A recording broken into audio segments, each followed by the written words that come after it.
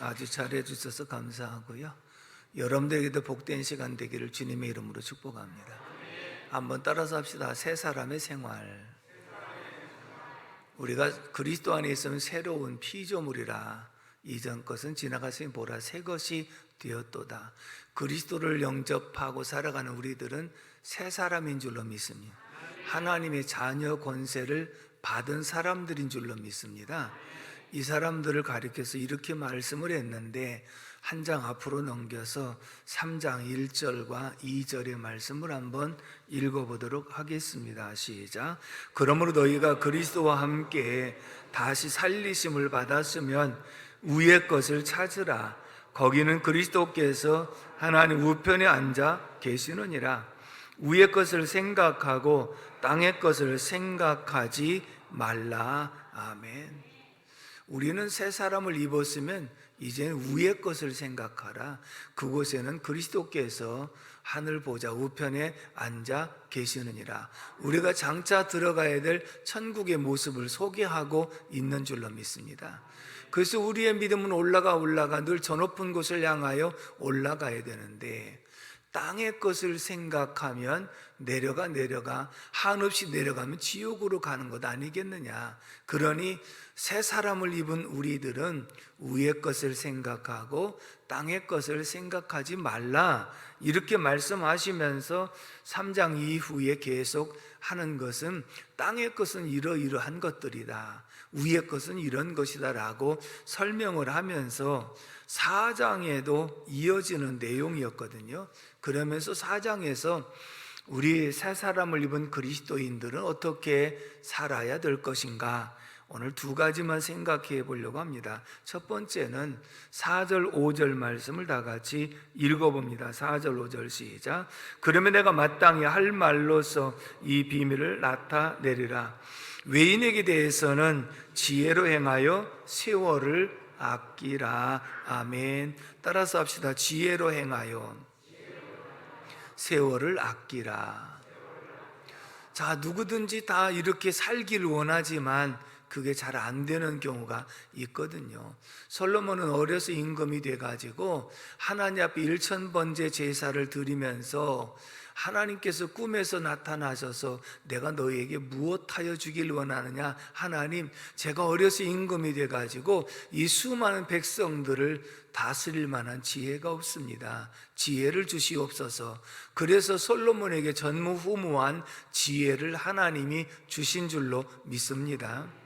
다시 말하면 솔로몬은 부귀 영화도 구하지 않고 목숨도 연장되는 것을 구하지 않고 실생활에 필요한 것을 구하지 않고 하나님의 영광과 하나님의 백성들을 잘 다스릴 수 있는 지혜를 달라고 기도할 때 하나님 마음에 합한 줄로 믿습니다.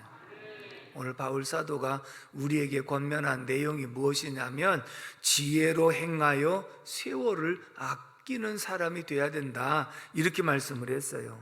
그러면 지혜라고 하는 것은 하나님의 뜻을 분별하는 것이고 하나님의 뜻대로 행하는 것을 지혜라고 말하고, 세월을 아낀다고 할 때 아낀다는 표현은 산다는 말이고 구입한다는 말이거든요. 그러니까 이 세월을 구입한다, 이 말은 기회를 산다, 기회를 놓치지 않는다.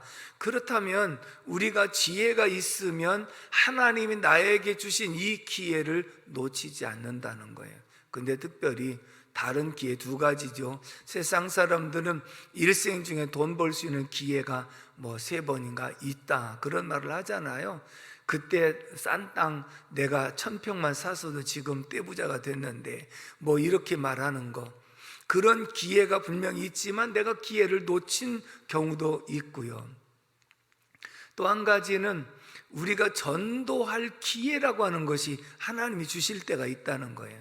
그런데 그런 기회를 놓치지 않아야지 놓쳐버리는 그 영혼을 놓칠 수도 있다고 하는 그런 측면에서 우리에게 항상 지혜로 행하여 세월을 아끼는 삶이 필요하다, 이렇게 말씀을 하고 있습니다. 그래서 특별히 외인에게 대하여는, 이 말은 믿지 않는 사람들에게 대하여는 너희가 특별히 지혜로 행하여야 된다, 이렇게 말씀을 하고 있거든요.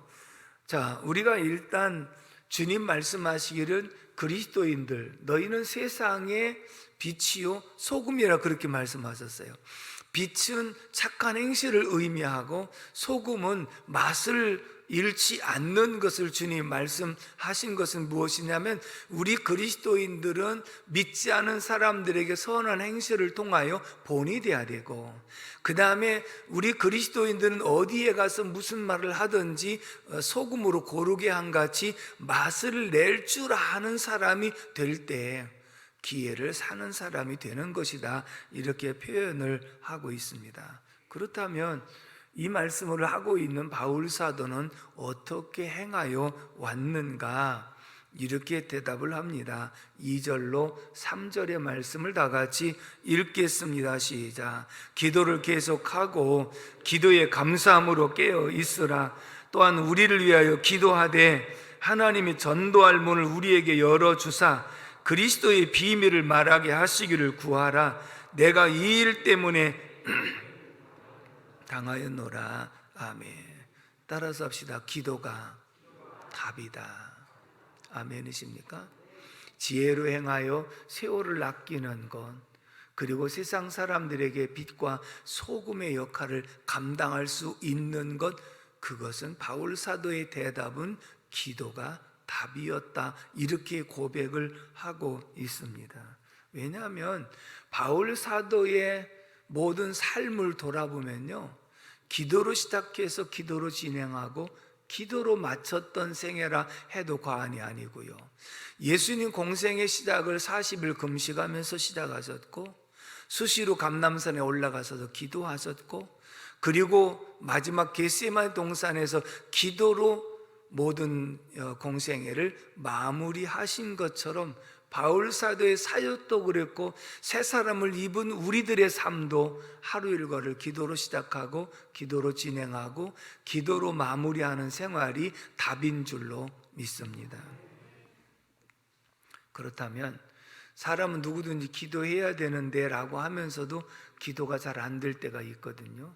그런데 내가 힘들고 어려운 일을 만나면 기도하지 말라고 하더라도 기도가 저절로 할 수밖에 없는 그런 상황이 있다고요.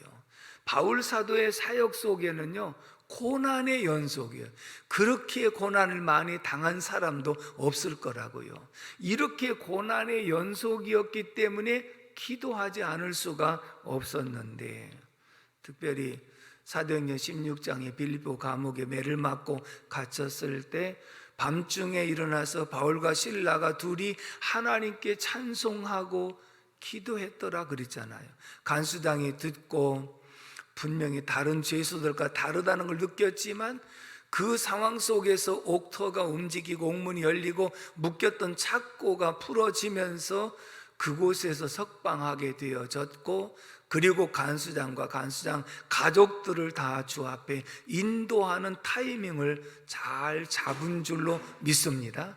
무엇을 말씀하고 있느냐면, 바울 사도는 어떤 상황 속에서 기도할 때마다 하나님이 그런 때를 맞추어서 역사하심으로 지혜로 행하여 세월을 아끼는 삶을 살아갈 수 있었다. 사도행전 27장에 보면 바울이 제수의 몸으로 호송이 되어서 이제 로마로 가는 길에 큰 배를 타고 276명이 타고 항해를 합니다. 바울은 처음에 기도하면서 지금 항해를 늦춰야 된다고 했더니 백부장은 선장과 선주의 말을 더 믿고 출항을 시켰는데, 가다가 중간에 유라굴로 광풍을 만납니다.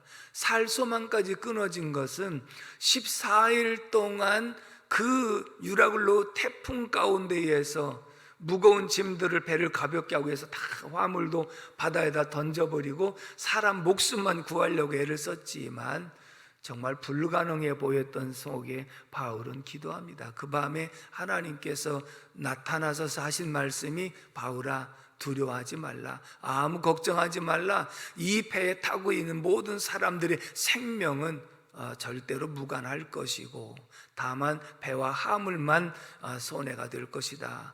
그래서 모든 사람들에게 외칩니다. 내가 섬기는 하나님 어여전에게 두려워하지 말라고 그랬다, 안심하라고 그랬다, 그러니 걱정하지 말라고 선포를 하고 드디어 멜리데라고 하는 섬에 도착을 하게 되어 생명을 보존했던 그러한 경험이 있습니다. 자, 그 뒤로 매도 수없이 맞았습니다. 루스들의 돌에 맞아 죽은 줄 알고 내침을 당했습니다. 배고픈 것도, 또 강도의 위험도, 신의 위험도, 말할 수 없는 고난을 겪었는데 기도하지 않을 수가 없는 이런 상황을 만났고요. 특별히 육체의 가시라고 하는 안질이 온통 계속 괴롭히니까 매 순간순간마다 기도했는데 내 은혜가 내게 족하도다 하면서 하나님이 응답을 안 주시는 거예요. 그러니 날마다 자기를 자고하지 않게 하기 위해서 늘 기도할 수밖에 없는 그런 상황으로 몰아가셨고, 결국은 그 기도가 바울을 바울되게 만드셨다고 하는 것이며, 그런 십자가가 오히려 부활의 영광을 가져다 줄 수 있었다는 고백인 줄로 믿습니다. 그래서 그가 기도가 생활화가 되어지고 그 기도 속에서 항상 기뻐할 수 있었고 감사할 수 있었다고 고백을 하는데, 빌립보서 4장 12절에서 이렇게 고백을 합니다. 한번 읽어봅니다. 시작. 나는 비천에 처할 줄도 알고 풍부에 처할 줄도 알아. 모든 일 곧 배부름과 배고픔과 풍부와 궁핍에도 처할 줄 아는 일체의 비결을 배웠노라. 아멘.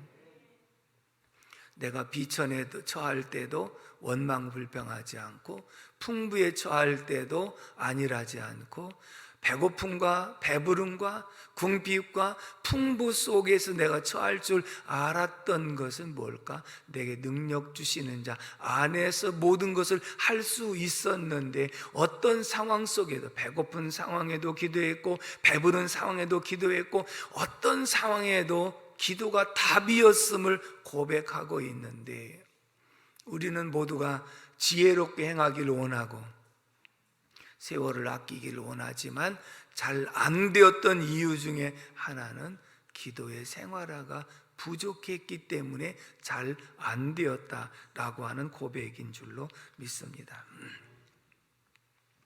요즘에 카톡에 들어온 문자들을 보면 정말 홍수 속에 살아가는 거예요. 그렇다고 단체방에서 나갈 수도 없어서 그냥 두는 경우들이 여러 개 있습니다만, 어저녁에 어떤 목사님이 올린 글이 있어요. 그냥 처음에 쳐다도 안 봤는데 제목이 뭐냐면 미국 교포가 한국 방문 후에 올렸던 글이다.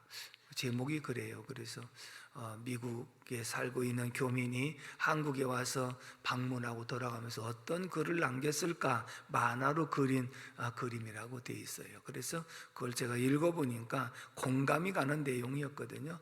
한국에 오자마자 우뚝우뚝 보이는 고층 브랜드 아파트들이 즐비하게 늘어섰고, 정말 아파트 숲에서 산다고 해도 우리가 과언이 아니지 않습니까? 그런데 우리가 그렇게 살면서도 아파트 층간 소음 때문에 굉장히 사회 문제가 지금 대두되고 있는 그러한 모습을 봅니다.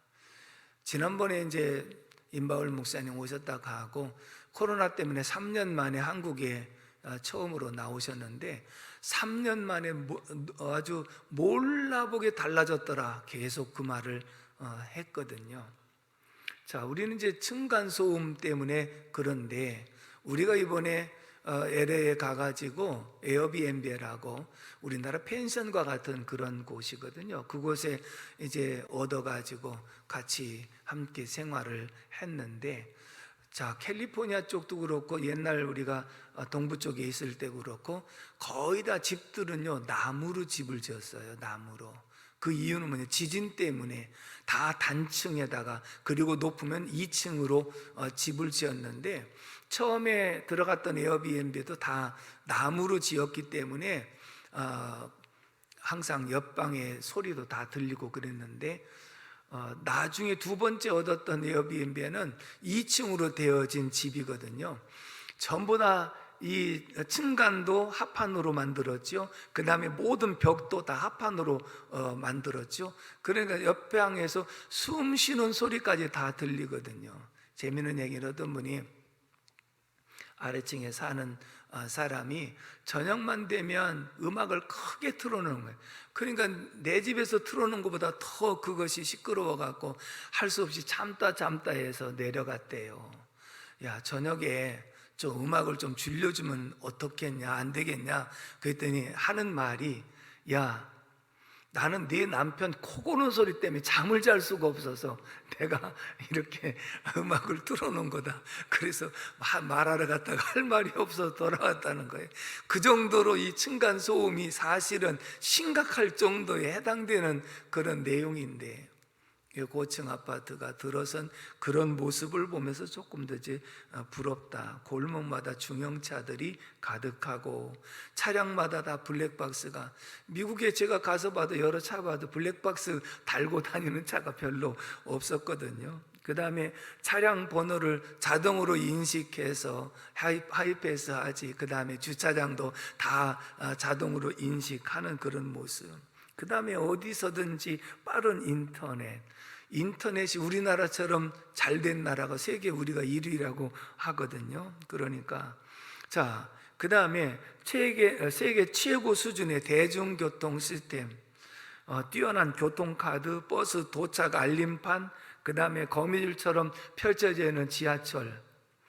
미국은 차가 없으면 정말 못 다녀요. 왜냐하면 대중교통이 우리나라처럼 비교도 안 되는 것이거든요. 버스도 많지도 않고 노선도 다 직진 코스이기 때문에 돌아가는 것도 없고, 그렇기 때문에 차가 없이는 다닐 수가 없어요. 대중교통. 그 다음에 택시를 타서 10,000원 요금이 나오면 거기에 팁을 15% 붙여서 줘야 되거든요. 그러니까 택시 요금 자체가 비싼 거예요.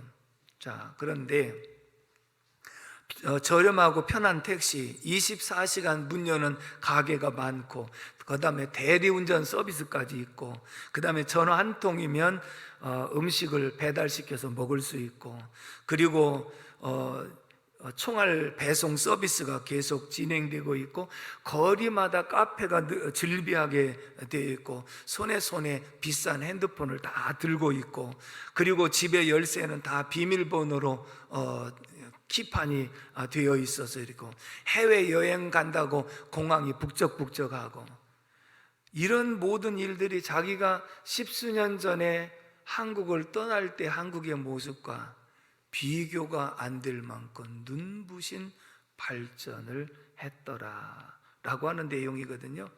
그러면서 덧붙인 것이, 미국에서는 엄두도 못 내던 건강검진이 오전에 끝나고, 여러분 우리가 종합검진을 하더라도 오전이면 끝나잖아요. 지난번에 우리 임바울 목사님 여기 오셨다 가면서 종합검진을 했는데, 가서 미국에 만나는 목사님들마다 자랑하는 거예요. 내가 종합검진을 오전에 끝내는데 그 시스템이 얼마나 잘 됐는지 모른다. 만약에 그런 시스템을 미국에서 검진을 받으려면 1년을 걸려야 된다. 왜? 과가 한 과마다 미리 예약하고 의사 선생님 만나고 처방받아서 사진 찍고, 그 다음에 또 한 주간 있다가 결과 보러 가고, 그 다음에 다른 거 이렇게 찍고 하다 보면 1년 걸려도 제대로 못하는 것이다. 그런데 한국에는 의료 시스템이 그냥 오전 내에 종합검진이 한 번에 끝나더라 하는 것이고요. 그 다음에 치과 치료는요, 미국 사람들이 치과 한 2-3개 치료하러 오면요, 비행기 표값이 빠진다고 그래요. 그만큼 미국은 비싸도 보통 비싼, 우리나라 한 10배 이상은 비쌀 거예요. 그러니까 치과 치료를 하러 비행기 타고 와서 치료 다 하고 그리고 가도 비행기사가 나온다는 거거든요. 그 정도로 이제 치과 제도가 잘 되었다라고 하는 그런 얘기를 하고, 자, 그래서 이렇게 발전된 조국을 두고 다시 미국으로 돌아가는 마음이 몹내 아쉬웠다. 여기까지 여러분들 공감하십니까? 우리나라가 이렇다는 사실을 알고 계십니까? 알고 있으면 다행이에요. 그런데 이렇게 귀국해서 고국의 놀라운 발전보다 진짜 나를 더 놀라게 한 것이 하나 더 있었으니 그게 뭘까?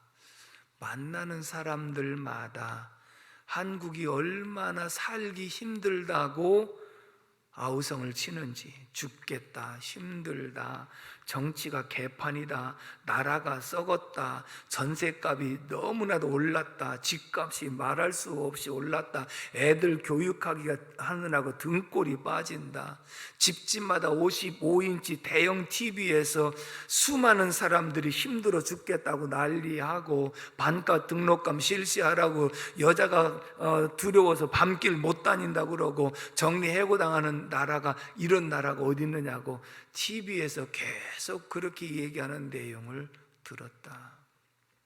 그러면서 나는 전세는커녕 월세 3,000불에 살고 있다. 미국은 전세 개념이 없어요. 그렇기 때문에 다 월세예요. 그럼 자기 집을 사면 보통 30년, 40년 받아가지고 계속 그 갚아나가는 것이기 때문에 대체적으로 월세 사는 사람들이 많은데, 3,000불이면 우리나라 지금 현재 한 400만 원 가까이 되는 거예요. 자기는 지금 월세 400만 원 내고 사는데 전세값이 치솟아서 어떻고 집값이 올라서 어떻고 행복한 고민이다, 그런 얘기고요. 미국은 등록금이 한국보다 훨씬 더 비싸고, 그 다음에 의료보험 제대로가 안 됐기 때문에 병원에 한번 가려면 병원 수가가 얼마나 비싼지 몰라요. 병원도 함부로 못 갈 정도이거든요. 그 다음에 밥을 한번 먹어도 세금 내야지, 팁 줘야지. 만약에 내가 밥을 한 그릇 10,000원 주고 먹으면요, 거기서 팁은 15%서 요즘 20% 줘야 돼요. 거기다가 세금 줘야 돼요. 그러니까 13,000원 이상이 나가야 되는 상황이거든요. 비싼 밥을 먹고 있다는 거예요. 물론 한국에도 어려운 사정이 있는 사람이 있겠지만, 이렇게까지 죽는 소리를 하는 것을 보고 자기는 납득이 안 갔다.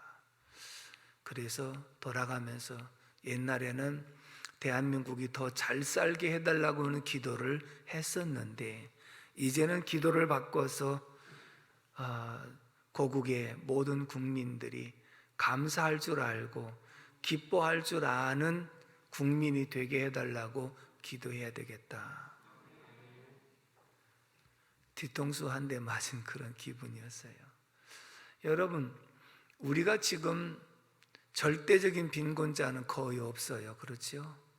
다만 내가 남보다 덜 가졌다고 생각하고 남보다 못하게 하고 산다고 생각하는 상대적인 빈곤 때문에, 그래서 원망하고 불평하고 그 다음에 만족하지 못하는 이러한 모습을 본다. 근데 그 안에 우리 그리스도인들도 1,200만이나 살고 있다는 것이거든요. 그 얘기는 뭘까요? 우리 그리스도인들이 세상에 살면서 세상 사람들에게 빛과 소금의 역할을 감당하지 못한다는 거예요.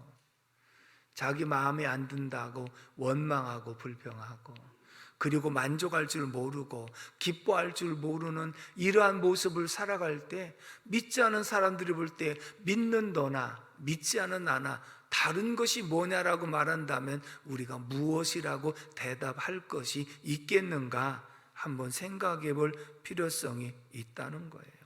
존 스타인백이라는 사람이 진주라는 소설을 썼다고 하는데, 한 바닷가에서 어부로서 가난하게 살던 두 부부가 있었습니다. 또 진주조개를 잡기도 합니다. 근데 가난하게 살던 이 부부에게 어느 날 아주 값진 진주조개, 큰 조개 하나를 잡았습니다. 그래서 이제 부푼 꿈에 있습니다. 야, 이것만 있으면 내가 좋은 집도 살 수 있고 또 애들 좋은 교육도 시킬 수 있고 부푼 꿈에 있었습니다. 이 소식이 전해지니까 이웃 사람들이 수시로 와서 도와달라고 합니다. 전혀 발걸음도 하지 않았던 먼 친척들까지 와서 날마다 도와달라고 합니다. 저녁에는 강도들이 들어오기도 합니다. 날마다 그렇게 고요하고 그 가난했지만 화목하고 평안했던 이 집안에 정말 불안하고 힘들고 어려운 일들이 지속이 되고 있습니다. 부부는 어느 날 의논합니다. 우리가 참 행복하게 살았는데 갑진진주족에 이거 하나 잡아가지고 마음이 불안하고 평안치 않지 않느냐. 나도 그렇다. 그럼 어떻게 하면 좋겠느냐? 이걸 다시 바다에다가 던져버립시다. 그래서 의논해서 바다에다 다시 던져버렸더니 그런 평안을 다시 유지할 수 있었다는 그런 내용이거든요. 이 말은 무슨 뜻이냐면 갑진진주를 내가 얻는다고 해서 마음의 평안을 얻는 것이 아닙니다. 내가 로또가 당첨됐다고 해서 평안한 것이 아닙니다. 세상의 외부적인 조건이 나에게 충족시켜졌다고 해서 만족이 있는 것 아닙니다. 대한민국 정말 잘 살고 있는 나라인 줄로 믿습니다. 상대적으로 부족한 것은 있겠지만 그래도 우리가 보릿고개 시절과 생각하면 세계 10위권 안에 들어있는 이 나라가 얼마나 지금 잘 살고 있는, 그렇지만 잘 살고 있는 곳에 대한 감사보다는 원망과 불평과 안 된다고 하는 것과 좋지 않은 것에 대한 이런 모습들이 더 팽배해 있다고 하는 것은 무엇을 얘기하고 있느냐 하면 진정 주님으로 만족하고 주님으로 기뻐하지 못하기 때문에 오히려 세상 외부적인 것 때문에 불평하는 이러한 모습이 너희가 그리스도 안에 있는 새 사람이냐? 그렇다면 지혜로 행하여 세월을 아끼는 삶을 살아가되 기도가 답이었다고 하는 고백을 하고 있는 줄로 믿습니다. 요한복음 14장 27절 제가 많이 인용하는 말씀인데 다시 한번 읽어봅니다. 시작. 평안을 너희에게 끼치노니 곧 나의 평안을 너희에게 주노라. 내가 너희에게 주는 것은 세상이 주는 것과 같이 아니하니라. 너희는 마음에 근심하지도 말고 두려워하지도 말라. 여러분, 예수님께서 내가 너희 마음에 평안을 끼치노니 곧 나의 평안을 너희에게 주노라. 우리 마음속에 평안하고 만족하고 감사할 수 있는 것은 내 안에 계신 주님이신 줄로 믿습니다. 주님으로부터 내 속에 평안과 만족과 감사가 있는 것이지 외부적인 진주조개도 아니요, 그리고 외부로부터는 로또 당첨도 아니요, 외부적인 환경이 아니라 마음 먹기 달려있다. 그래서 주님으로 만족하고 주님으로 평안하고 주님으로 기뻐할 수 있는 저와 여러분들이 되기를 주님의 이름으로 축복합니다. 마지막에 두 번째 6절의 말씀을 다 같이 읽겠습니다. 6절 말씀 시작. 너희 말을 항상 은혜 가운데에서 소금으로 맛을 낸과 같이 하라. 그리하면 각 사람에게 마땅히 대답할 것을 알리라. 아멘. 따라서 합시다. 말을 소금으로 맛냄같이 하라. 아멘. 여러분, 소금이 반드시 필요한 거예요. 필요하다고 해서 많이 넣으면 짜서 못 먹어요. 또 소금이 부족하다고 적게 넣으면 싱거워서 못 먹어요. 그렇기 때문에 안동지방에 간고등어가 유명하잖아요. 근데 간고등어가 아무리 유명하다 할지라도 염장하는 사람의 손끝이 간을 너무 세게 하면요, 그 생선 버리는 거예요. 너무 짠 건 물에 담궈놔도 살에 이미 간이 배했기 때문에 짜서 못 먹어요. 또 너무 싱거우면 그래도 나은데 싱거우면 그 생선 살 속에 간이 안 뱄기 때문에 겉으로 간을 내도 싱거워서 맛이 그만큼 없는 것을 보잖아요. 우리가 말이라고 하는 것도 간을 잘 맛깔나게 한 것처럼 상대방의 마음을 감동하고 감화를 줄 수 있는 말이 필요하다. 그게 뭐냐? 따라서 합시다. 3, 4, 1원. 3번 생각하고 한 번 말하는. 그래서 내가 맛깔스러운 그런 말을 하기 위해서는 내가 이 말을 해야 될런지 안 해야 될런지, 말을 할 때 어떻게 해야 될런지 3번 생각하고 거기에서 골라낸 말로 하게 되어지면 그 영혼을 놓치지 아니하고 바로 그 영혼을 주 앞에 인도하는 사명을 감당할 수 있다고 고백하고 있는 줄로 믿습니다. 그런데 이 모든 일을 아무리 우리가 설명해도 잘 안 되는 이유가 뭘까? 바울은 기도가 답이었다 고백을 하고 있는 줄로 믿습니다. 그만큼 기도의 생활화가 되어질 때 그 속에서 하나님의 지혜를 주셨고, 그 지혜로 말을 전하게 되었고, 그 지혜로 말씀을 선포하게 되었고, 그러다 보니까 그것이 소금을 고르게 한같이 말을 고르게 함으로써 많은 열매를 맺는 역사가 있게 된 줄로 믿습니다. 따라서 합시다. 선한 말을 합시다. 은혜를 끼치는 말만 합시다. 감사하는 말을 합시다. 덕을 세우는 말을 합시다. 사랑하는 말을 합시다. 긍정적인 말을 합시다. 위로를 주는 말을 합시다. 아멘이시죠? 그러므로 우리가 돈으로 살 수 없는 부분들이 사실 많거든요. 돈으로 좋은 집을 살 수 있지만 화목한 가정은 돈으로 사는 것이 아닙니다. 좋은 침대는 돈으로 살 수 있지만 평안한 잠은 돈으로 살 수 있는 것이 아닙니다. 좋은 약은 돈으로 살 수 있지만 좋은 건강은 돈으로 살 수 있는 것이 아닌 줄로 믿습니다. 그렇다면 오늘 우리는 외부로부터 오는 것으로 일희일비하지 말고 주님으로 만족하고 주님으로 감사하고 주님으로 기뻐하는 삶이 되기를 주님의 이름으로 축복합니다. 기도하겠습니다. 고마우신 하나님 아버지, 은혜와 사랑을 진심으로 감사를 드립니다. 오늘도 말씀 통하여 우리의 모습 다시 한번 돌아보게 하시니 감사합니다.